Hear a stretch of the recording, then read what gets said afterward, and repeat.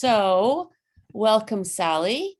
Sally Kitch is the founding director of the Institute for Humanities Research and a Regents professor of women and gender studies and a distinguished sustainability studies scientist in the Global Institute of Sustainability and Innovation at Arizona State University. That is pretty darn impressive. And as the director of the Institute, she worked to incorporate humanities content and methodologies into approaches to sustainability science. So very interdisciplinary in her work. She has been involved in or sponsored numerous research projects, faculty working groups, speaking series, NEH summer institutes, etc., and the list goes on. We are so pleased to have her here today to speak as part of our cafe series. And is there anything that I missed, Sally, that you think I should bring to bear? She's going to talk to us about gender racial food injustices in the United States, a topic that I know that my students in gender and sustainability are really interested in, and people who are taking classes across the campus on food and food security will be very interested in. So I think bringing someone with kind of the mix of science and humanities and social science background and experience is a perfect fit for us this year, both in terms of the research that we're doing and the concerns of the campus and the surrounding community. So welcome, Sally. I can't wait to hear what you have to say. Thank you so much. That's lovely. I might just add that I am currently the director, one of the directors of the Humanities Lab, in which we do interdisciplinary team teaching, including sciences and humanities and social sciences, around all kinds of compelling social problems. And climate change is one of the big ones, and also food systems, food cultures. And so we have students who are engaged in learning and developing solutions. These labs produce approaches to these problems rather than tests and papers for just one professor. So our students are really getting out in the world and trying to figure out how to contribute to these vexing problems. And many of them are connected with food. So I just wanted to add that our students are also engaged in this kind of interdisciplinary work. Thank you very much for having me. I am delighted to be here remotely as it is. I would love to be there in person and to see the faces of the people who might be joining us today. And I'm certainly going to welcome all your questions and comments after my rather brief presentation.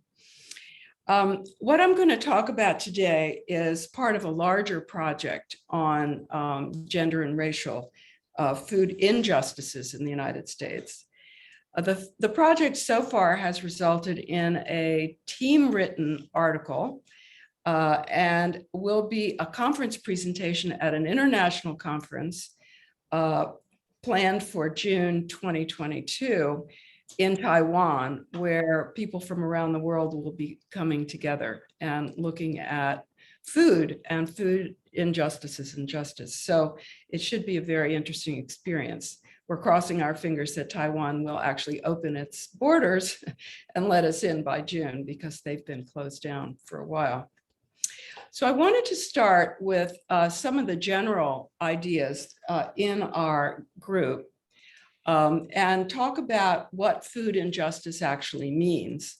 Probably everyone here has some ideas, but for us, it has to do in part with unequal access to nutritious and nourishing food, including the fact that some people are forced to live in food deserts where they don't have access to that kind of food, or their food choices are otherwise constrained, and they may have limited access to things like farmers markets or organic produce or any kind of cooperative arrangements for acquiring nutritious food. So food injustice also includes labor exploitation in both the production of food and in the preparation of food. We're all familiar with the plight of migrant workers, people who work in the food packaging industry that aren't allowed to have unions or any kind of representation, and tend to be poorly paid and not treated very well in terms of their living arrangements. Food injustice also includes the kind of biases that are built into the industrialized American food system. Those would include biases against what we might call marginalized foods that come from different kinds of cultures. There's a lot of cultural variation in the United States, but our food system doesn't necessarily take advantage of all the different kinds of practices and products that might be included in an American diet. We also tend to disparage indigenous diets. One of the sections of the article that I was referring to talks about the way the Mediterranean diet took over as a food fad in the United States, and as if it could be replicated anywhere, which it really can't, and maybe shouldn't. But overlooking what indigenous peoples in the North America actually could contribute to an idea about an American diet. These biases also include ignoring what communities, marginalized communities, do to improve their food supply, including having gardens themselves, or arranging to travel from their neighborhoods to other neighborhoods to acquire different kinds of food choices.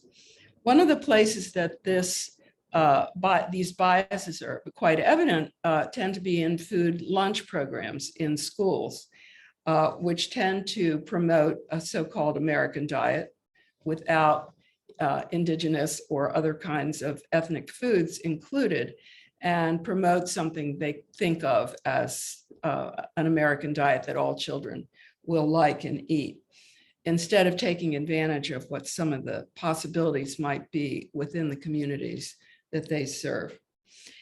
Now, my emphasis in this kind of research and project is on the last one in this list, which is the way that social biases get enacted, imposed on, and expressed through food cultures and gendered racial dietary associations. What I think of as the social symbolism of food. And I hope through my presentation today that you'll have a better idea of the fact that this symbolism actually has material effects, important and sometimes damaging material effects. We have to keep in mind that food is a big business, at least for some people, and there is a big business in guiding certain eaters in certain dietary directions. Two directions I'll be talking about today are salads and meat.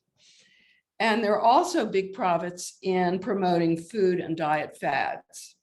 And so one of the things that anybody who's watching the food scene in the United States recognizes is that recommendations for what you should eat and what you shouldn't eat can change on a very rapidly, maybe a weekly or monthly basis if you're paying any attention.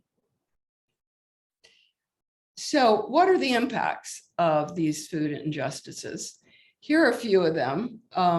They create harm for already marginalized groups, and there's racial stereotyping around food preferences and habits that contribute to an overall racial stereotyping.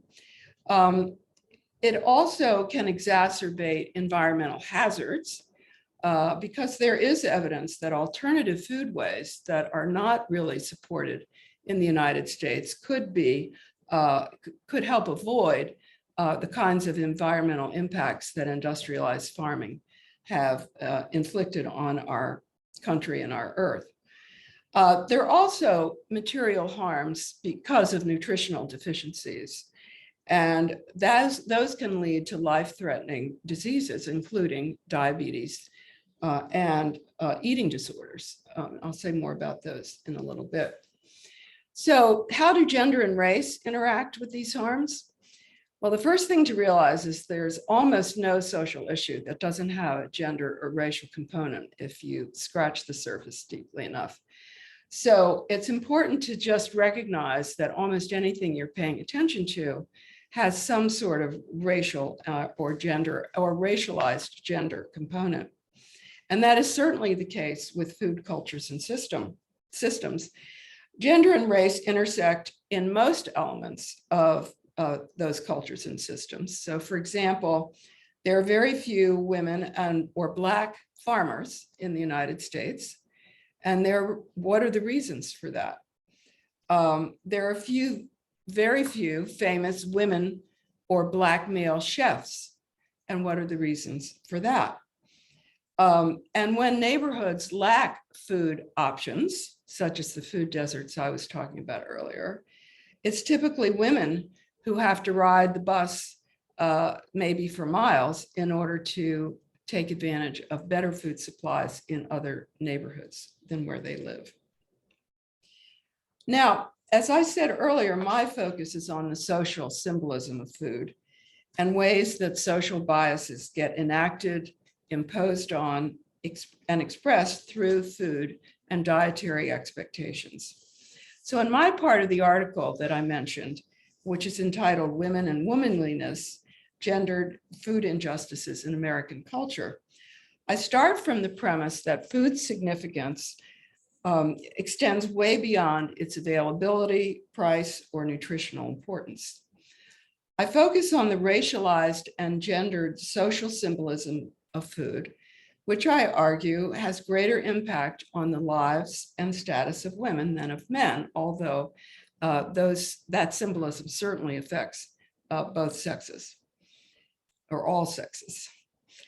Thus, even as women are members of other marginalized groups that experience food injustice, so of course there are poor women, there are indigenous women, there are women among all racial minorities, and there are women who are part of exploited labor in food production and preparation. They will suffer additional negative impacts because of social and cultural expectations imposed on them because they are women. Now, these social and cultural expectations can be understood in the way I've analyzed it in two ways, two intersecting perspectives. First, there are oppressions of women as women through their roles in systems and cultures. And by cultures, I mean national cultures or local cultures or even familial cultures. And also in food industries because they are women. And that being a woman comes with certain stereotyped expectations. And the second way is through oppressions imposed because of racialized, classed, and sexualized ideas about womanliness. And by womanliness, I mean what it is that makes a woman a real woman or an attractive woman or a sexy woman in American culture. So to the first one, oppression as women through their roles and status, and in some sense, even their worth. What I mean by this is that those ideas about women, their value, their role, their social status, can be related to food. And that can be a source of oppression. And when I say that, I mean that things like the expectation in many families and cultures that women are considered the primary food providers. And that can be oppressive because it's a big responsibility. And it comes without control over food supplies or the financial resources available for purchasing food. And they can also be a relentless obligation. People have to eat 3 meals a day, and that's a lot of food provision for family members. And this can be particularly exaggerated in minority communities, especially Black communities, where women are often viewed as the sort of glue that holds the family together, and their capacity to keep families together is often connected with the kinds of food they provide and serve and prepare. Now, obviously, this is tied to some heterosexual role expectations and relationship definitions. Women provide food implicitly for men and boys, depending on the culture, sometimes before feeding themselves, which can have deleterious effects on their health. And the fact that this is the case is evident in the response of some lesbian communities that have tried to downplay this idea of women as food providers for men by having a more collective attitude toward food sharing in their communities and not having it so tied to the role of a particular person. Also, this idea of women as food providers is importantly tied to motherhood. Mothers, whether they're lesbian, heterosexual, or somewhere in between, are held responsible for the health and weight of their children and are often judged harshly depending on how those children are turning out. And this is the case despite the structural inequities like the food desert neighborhoods I was talking about that will limit mothers' access to nutritional foods, and of course, create the kinds of burdens on them for acquiring those foods that I was talking about earlier. This expectation exists also despite the racialized character of some food options. There have been studies done about farmers markets that suggest that they are coded as white, and that some communities of color not only don't have access to them because they tend to be located in upper class neighborhoods that are primarily white, but also because there's an implication that they're not welcome. And even though one can often see people of color in farmers markets, typically they are not dominated by people of color. And the obverse of this is that within their own communities, mothers who do acquire organic foods for their children can be criticized for spending too much money on food and trying to be above the rest of the people in the community. And so these kinds of things have shown up in studies of the relationship of people to farmers markets. Now, you might be thinking, suppose a woman wants to do this. Many women like to cook. I actually like to cook. But is it always oppressive to be doing this? Well, maybe not, but it's very important to think in this kind of circumstance about what constitutes a choice and whether a choice is really a choice. And I'm going to read a little bit from my part of the article to discuss this further.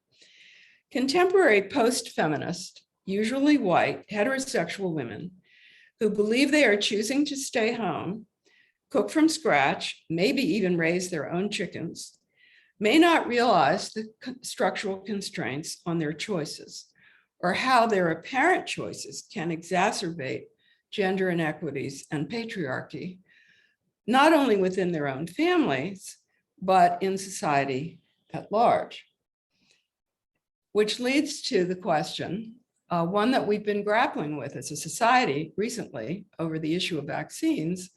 When does a personal choice, an apparently personal choice, shape wider social meanings? And so in this slide, I'm connecting a very contemporary picture of a young woman offering food, delicious looking food, with the sort of manipulative advertising about food provision from the 1960s. I don't know if you can read that, but it says, guess what happened when I backed the car out, dear? Pecan pie. So the use of food to manipulate and to obfuscate responsibility in relationships is a well-worn trope in food advertising from the past. And I just leave the thought that sometimes things that seem like personal choices do have these wider implications beyond one's own behavior.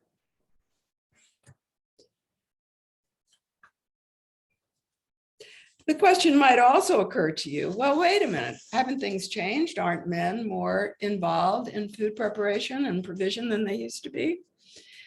Well, the answer to that question actually is yes and no. Men's involvement in family food preparation tends to center around entertainment and special events. So you're most likely to find men doing the cooking on the weekend barbecue, or perhaps a special dish that they like to provide for company when they have guests. And that very few men, as it turns out, actually engage in the daily food preparation for their families, apart from those who are, of course, may be single parents and, forced into the role by the circumstances of their lives. But in heterosexual families where both parents are present, the data suggests that very few men are actually taking over that responsibility. Although I have to say that my two sons are two exceptions to this, and they have, that's at least one thing they might have gotten from a feminist mother, that they have become the food providers and preparers in their families. The other things that about men's role are also cautionary tales a bit. Men have edged out women in the high status celebrity chef business. They're the ones mostly making the big bucks in that area. And maybe if any of you enjoy the cooking shows in which there's competition among the chefs, the competition is fierce. And it's very masculinized. It's sort of set up as this big contest, and it's timed. The knives are flashing, and whatever the assignment is, men are sweating it like they would a boxing match or some sort of athletic competition. They wouldn't have to be that way, but they are designed that way on purpose to appeal to male audiences. Men also, since they dominate the restaurant business, both as celebrity chefs and restaurant owners, they are in part responsible for the macho cultures in restaurants, because restaurants are a place where women workers are most likely to encounter sexual harassment or even sexual assault. So restaurants seem to be a kind of macho culture that has been to the disadvantage of many women workers who tend to be at the lower ends of the labor hierarchy. It's also the case that men dominate farming, as I was mentioning earlier, and that includes getting the most farm loans from the federal government. So women find it much harder to be recognized as farmers, both in their own communities, and there's a big study of Midwest women farmers that shows that many of them are expected to be more like farm wives than farmers. And people who might come to their farm to buy their vegetables are also asking them for recipes and how do you make jam out of those strawberries, and being seen as the helper of the real farmer, even if there's no male farmer present or even on the scene. There's also data that shows that this dominance of farming might be harmful to the environment, in that studies also show that women farmers are more likely to be interested in sustainable farming practices than male farmers. And the fact that they don't get the support means that we aren't getting the benefits of that difference.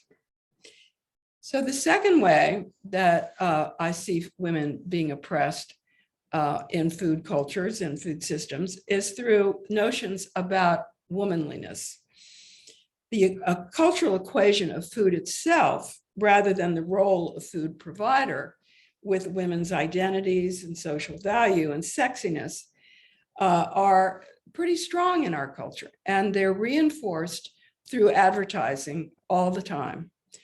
And this advertising, as you'll see, because I have some examples to show you, really play on gendered and racial stereotypes and expectations. So defining women through food is sort of evident in this illustration. This is an ad for McDonald's, and it includes, importantly, the dream of this white woman to be thin and sexy, to be attractive, and to do that on her checklist needs to be this salad, which if you look at carefully, is probably not going to take her in the right direction. It's, what we've learned about salads, particularly in fast food restaurants, is that the dressings are so fattening that it doesn't much matter what you've put them on. So this association with small meals and salads and diet foods become a sign of high status femininity. And in a white supremacist culture is part of the message, like in this ad, that turning white is actually something people should aspire to. This is an actual ad for Dove shower gel or bath gel that ran for a brief time until they were called out to show, they claim inadvertently, that their product could actually take you to the place you might want to go racially. It's quite appalling, I think, and they did pull it after a while, but it has lived on social media and can still be found there. So, since that's the goal, then defining women through food and diet also has an impact on women of color. And this is an example of, you want to be thin and beautiful like me? Well, nibble on that, on those greens. And what we know also, data tells us that women of color are just as susceptible to eating disorders through dietary prescriptions like that and other causes as white women. So this is actually another pandemic or epidemic that we have in our culture that we pay too little attention to. Now, heterosexuality is implicit in all of these images, but sometimes homosexuality is also explicit about defining women via food.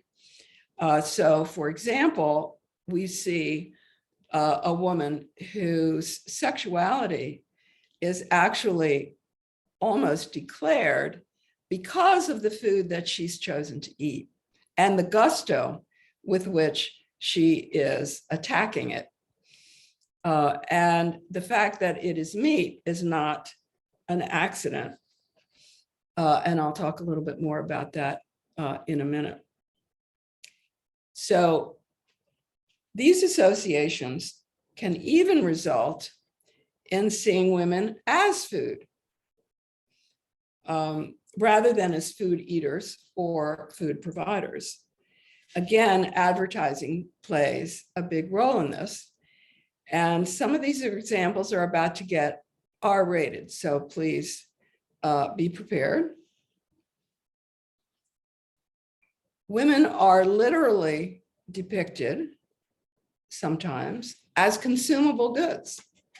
And the suggestion in this ad and many others is that men are doing the consuming and that the consuming is highly sexualized, as you can see in the shape of the bottle from which the salad dressing is dripping in this ad. And as you can see from the masculine arms and boxing gloves that are attacking the woman as if she were food. Now, the corollary of this objectification, and I might even say degradation, are definitions of women through sexualized consumption of implicitly male goods or foods. As in this ad.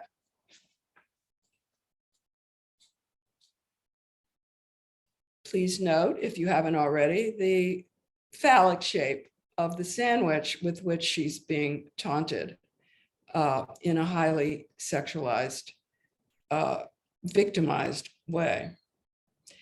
Now, it's not accidental that the phallus in these kinds of ads is composed of meat, as men's association with particular foods, large, hearty, spicy meals and processed snacks, dubbed by some marketers as dude food, culminates in the overwhelming coding of meat as masculine.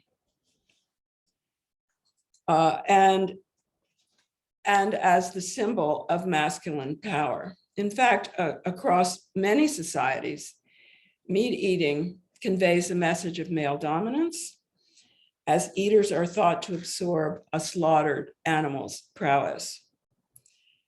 Equally important, meat's presence on the table disempowers women, who are the absent signifier implied in the masculine consumption of flesh. So, and this is a grossly explicit example coming up, even when women are barely present, meat continues to symbolize male sexual prowess and social power, with the implication that women are thereby devoured with the meat, and as a quote from Alice Adams, swallowed and swallowers, consumers and consumed. On that note, I think I will stop my presentation and look forward to a conversation about some of the points that I've brought up. I also want to refer you to the article that I've been talking about. There's a link there that maybe could be shared with people in the audience. And it gives you much more detail about this and other aspects of food injustice in the US. And it was published in April 2021 in the journal Humanities. Thank you very much.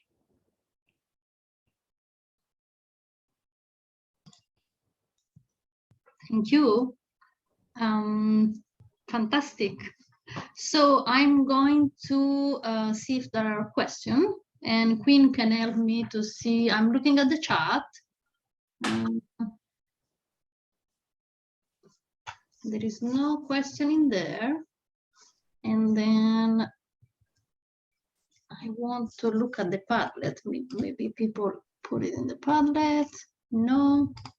And if any of the students wish to ask a question, not in the chat, but with their actual voice, just let us know, and we can allow access to talking as well too. Yeah, let us know.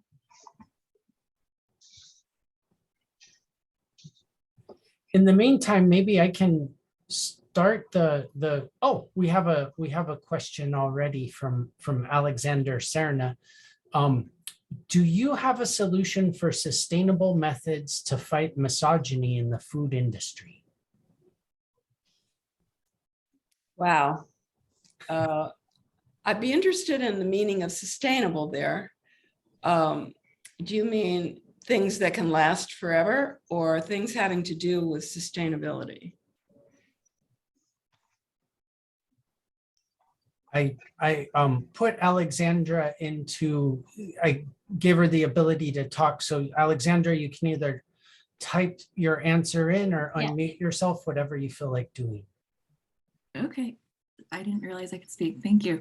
I guess either or. And sustainability has various definitions, right? So if you're looking from a social science perspective, we are thinking of something that is still relevant to, of course, something that can last for the longer period. But maybe if we're looking at a more environmental lens, I'm thinking, with this conversation about women being the ones to promote sustainable farming and such, and then they are also the victims of sexualization, harassment, and then these ads.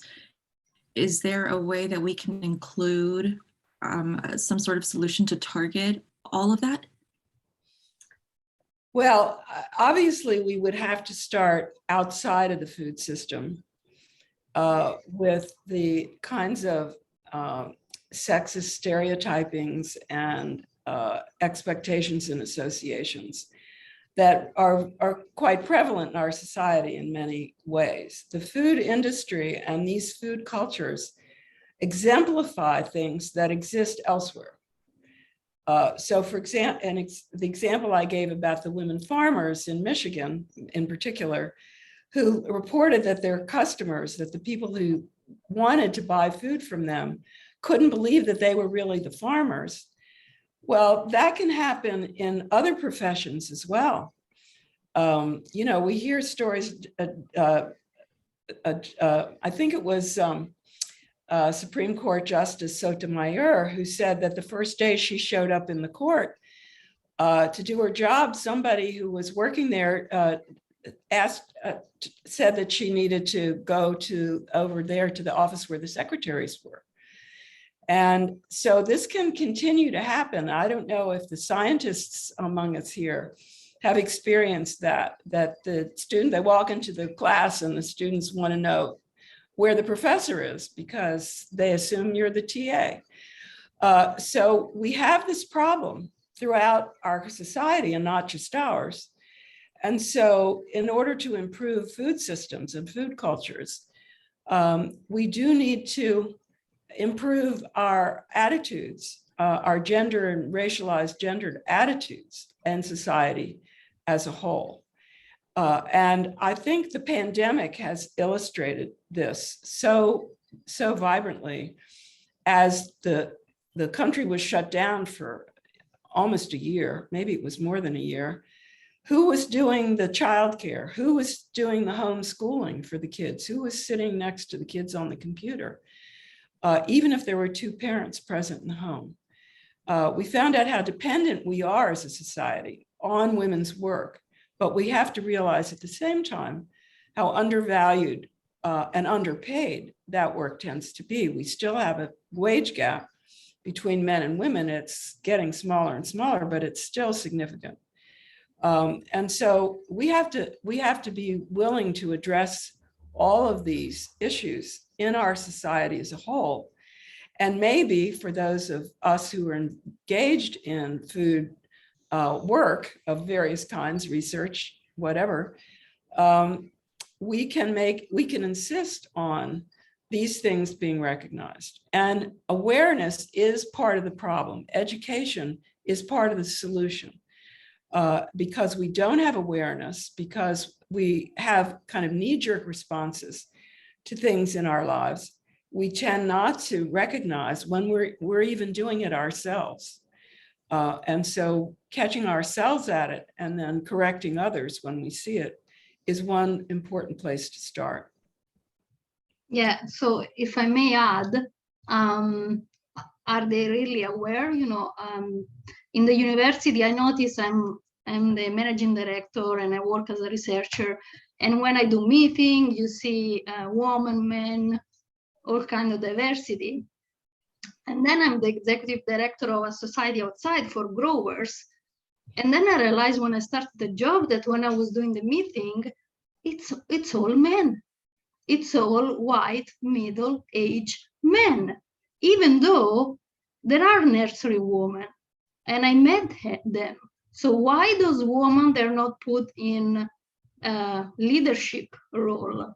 And I always wonder, you know, should I say something to this group for them to become aware? How do you change otherwise? Maybe they're not aware. They've been doing it like this and, you know, having the same kind of people in their meetings and committees. Maybe, you know, the men that they work in this committee, they should realize that, but even, you know, people like myself, they should tell them, you know, did you look at your Zoom? So it's completely true. And my family, you know, we were farmer, and my mother, she was more than 50% of the work, but she wasn't recognized as my father. Mm-hmm. So, yeah. Yeah. I mean, we hear the statistic all the time. It's not exactly true that women supply 80% of the food in the world.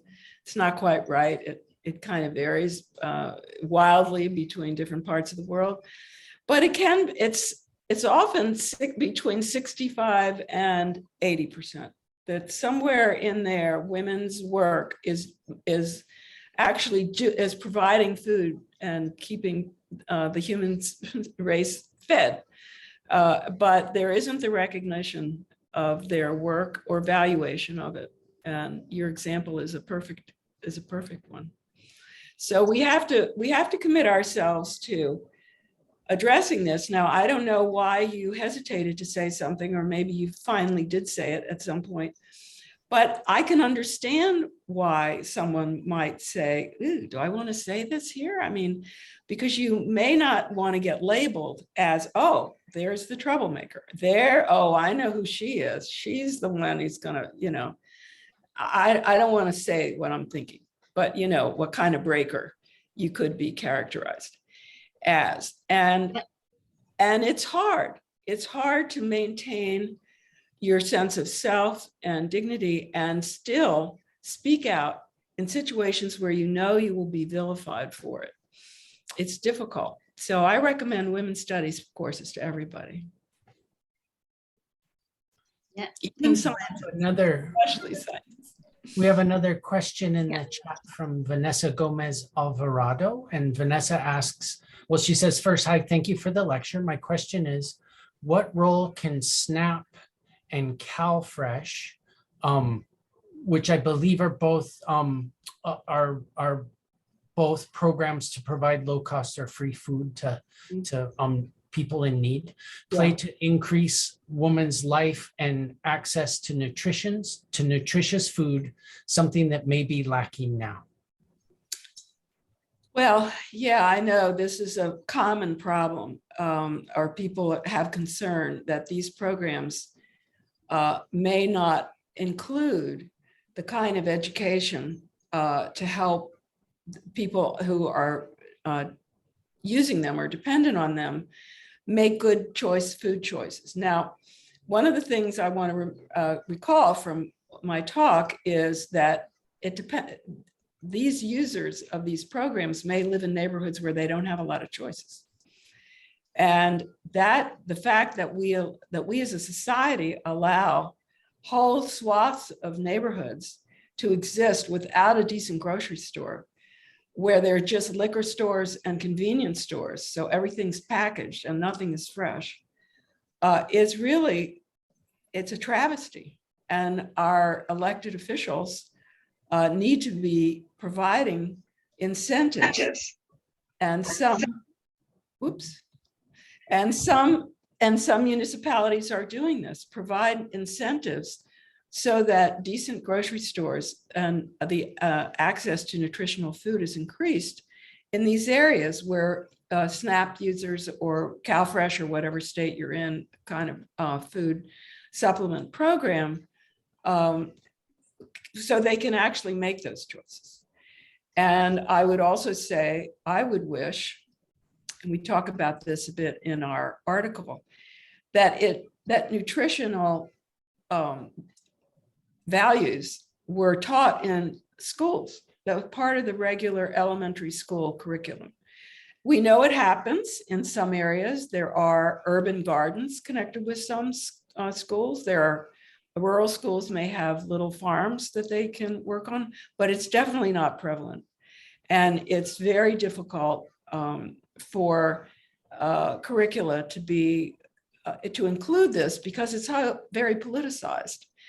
But if we could think of a way of being locally sensitive and allowing our children to learn about nutrition and what makes for healthy bodies, and to look at food as a matter of their health and well-being and not just their taste buds, we would be going a long way towards solving some of these issues. We have a couple more questions. Yes. I actually think that these are, I'm super impressed by these questions that the students are coming up with here. Could you talk more about the women who choose to take on those roles, cooking, home duties? This is from Mariana Robles, sorry. and how this is still degrading, how these roles such as cooking and home duties are still degrading. I have come across men who argue that there are women who want to take these roles by choice. Well, I mean, I don't rule out that there are women who want to take these roles by choice, and that they have other choices and they've still chosen this. The question that I raise is simply, when are these choices unconstrained choices? What are the influences on these choices? And what are the implications of these choices for a more gender equitable society, which is something that I aspire to. And I think many people share that aspiration. And just as in the case of vaccines, where I don't believe that it is a personal choice of whether you should get a vaccine against COVID, I believe it is a social obligation to do it. It's also good for your own health. But I don't think that we should turn a blind eye to the fact that sometimes choices are forced.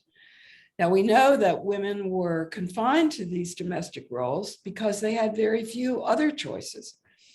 Either they were a secretary or a nurse or a librarian or something like that, or they were a housewife or a homemaker. Nowadays, what I see happening and what I believe is probably the wave of the future is that there are people, men and women, who enjoy certain domestic tasks, and they want to incorporate those into their lives in which they also do other things. Maybe they do a lot of volunteer work. Maybe they have an occupation. Maybe they're a scientist or a teacher. But they enjoy certain things. But being able to share the things they don't enjoy with other members of their household would make their lives better. And I think that that's probably what new generations of young women and men are going to understand better than previous generations, that's the equitable and fair way to let everyone live the kind of life they want to live at the same time as doing what needs to be done for families and households.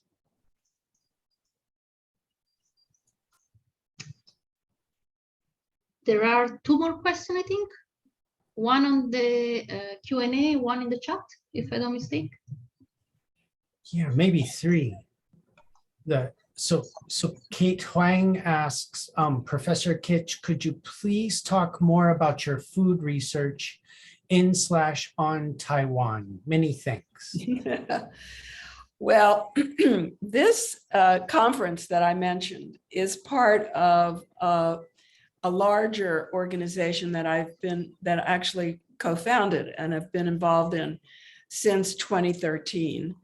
And it's called Humanities for the Environment. And this was funded by the Mellon Foundation for a couple of years. And we created this international consortium of what we call observatories.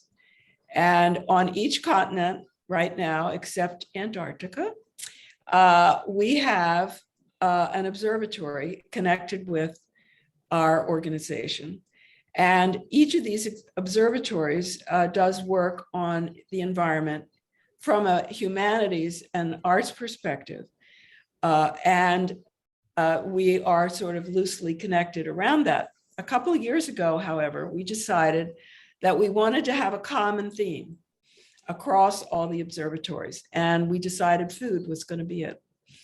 And so for the last several years, all the observatories have been focusing their work on food systems, food cultures, food supplies, nutritional questions, all of these aspects of food, because food represents some of the most important things that human beings do, including survive and their health, but also their cultures and what it means to be in a food culture and how being in a food culture affects your identity or your sense of well-being.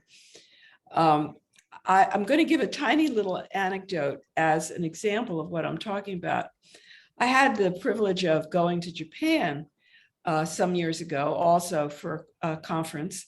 And in the course of that, I had a wonderful guide who helped guide us around to various places that we wanted to go, since I spoke no Japanese, and I knew that was going to be difficult. And as we had meals together and lots of conversation, I finally asked her, I said, after experiencing Japanese food, I was curious, what do you think constitutes a meal? And I said, in my culture, in the way I interpret it, a meal is constituted by nutritional contributions. So there will be a protein, and there would be a vegetable. And now we know we want more vegetable than carbohydrates, but there might be a carbohydrate, and you would do whole grain this, and you would do that. And so I just tried to give her an example of what I thought a meal was. And she said, that's very interesting, but that's not how we think about a meal. A meal has to do with color. And she explained to me how different courses and the juxtaposition of different foods, sort of in there, you got some nutrition, but I was very hungry for vegetables. I wasn't getting the quantity of vegetables that I was, used to. And I realized that it was because it was the little broccolini strip next to the gorgeous little fish bite that was the color and texture combination that was regarded as the right aesthetic that made one feel as if one had eaten a meal after a few of these courses. So these are really fascinating things. And that's the kind of thing that we're interested in, because we believe that these attachments, these ideas, these expectations and assumptions are what really guide human behavior and are what really are important to engage in terms of improving our foodways in various parts of the world.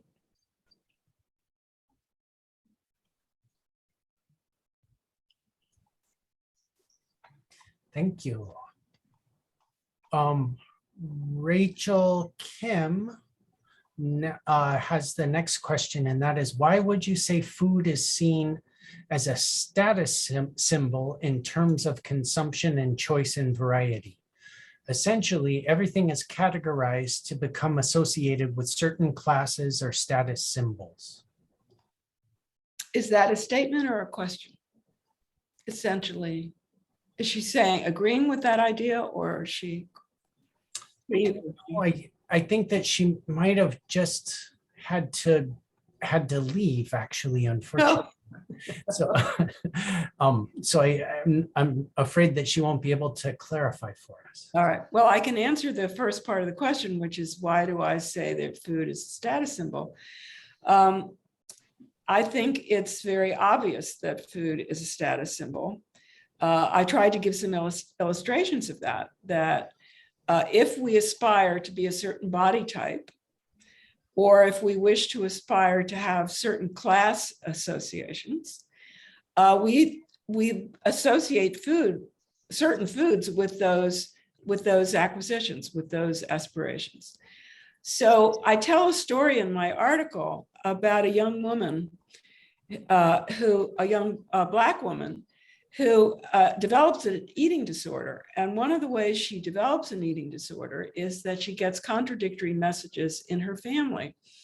Her father is an aspiring business executive, I believe, and he wanted the women in his family to be thin. And so he was always admonishing them to eat less, to eat less, to eat less, and to eat salads and small meals.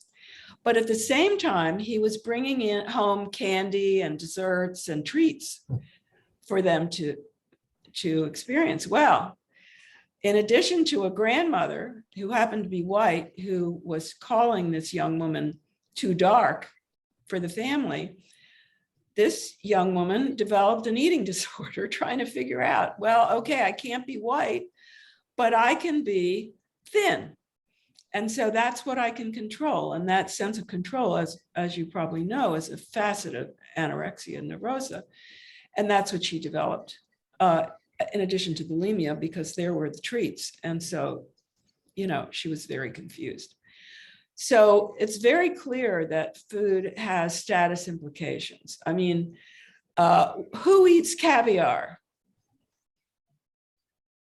Rich people eat caviar. Who eats hamburgers? Well, men, a lot of men, but it's a, working class food, the hot dog and the hamburger on the grill on the weekend. Who eats salmon? Those are the kinds of things that we unconsciously associate with certain kinds of lifestyles or status, social status, that we may not even be totally conscious that we're doing, but we are doing it.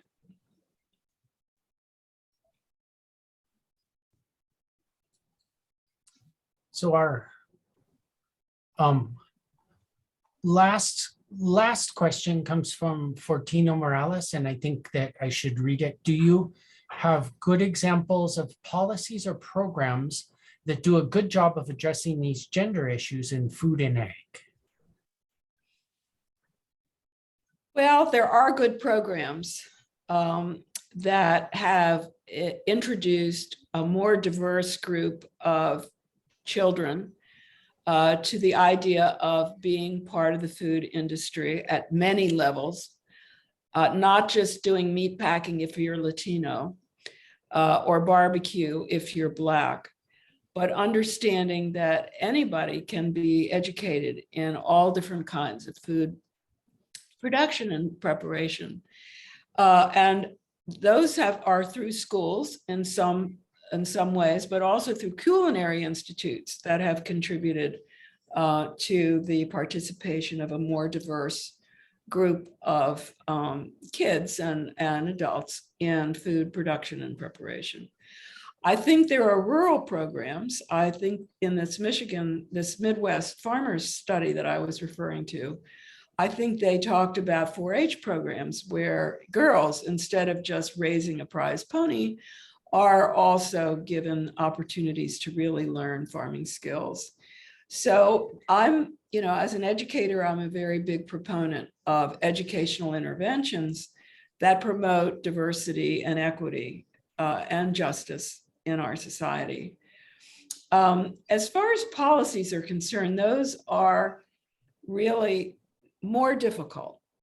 So politicized is our society that it's almost hard to get anything agreed upon across political divides.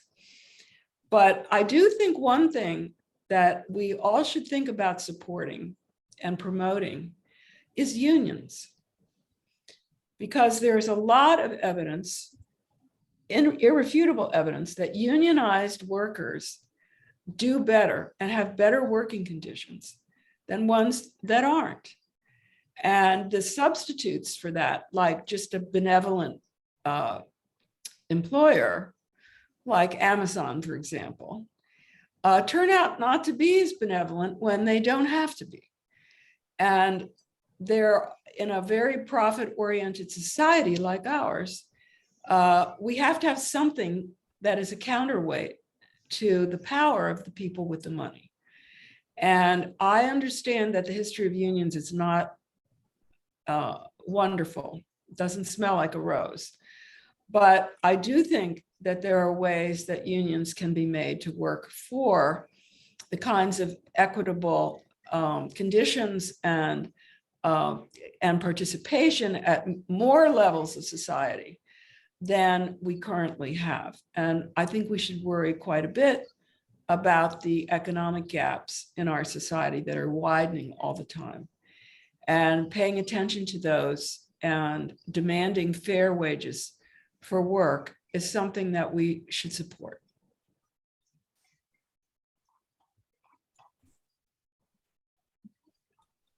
Well, we're a little bit after time, so I think we should wrap it up because we've actually answered all of the questions. So thank you so much for a wonderful talk and awesome discussion afterwards too.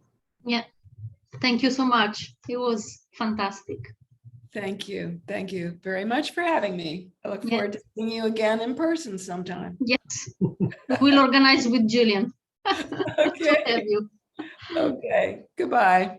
Goodbye. And I'm going to share the YouTube video. I'm going to upload the video on YouTube and then share it with the students. And I have the list of email, so I'm going to share it, okay? There you Awesome. go. I was just going to ask that very thing. Okay, I will Thank do you. It it. was really wonderful. Thank Thank you. you very much. Take care. Bye-bye. Bye.